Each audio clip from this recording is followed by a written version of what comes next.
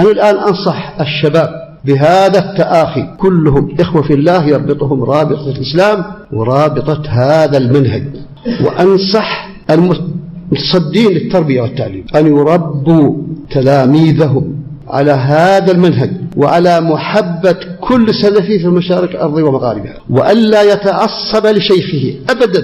لا يجوز التعصب لطائفة ولا لشخص إلا لشخص محمد صلى الله عليه وسلم، ولا لطائفة إلا لأصحاب محمد صلى الله عليه وسلم. الرسول يتعصب لشخصه لأن الحق يدور معه أينما دار، والصحابة نتعصب لهم لأنهم يدورون مع الحق أينما دار. وأما غيرهم من التابعين إلى تاريخ هذا لا تتعصب لشخص ولا لطائفة إلا للحق. وإذا درت مع الحق فستجده عند أهل السنة إذا اجتمعت كلماتهم وتخلصوا من الأهواء. فأنصح الشباب بالتآخي.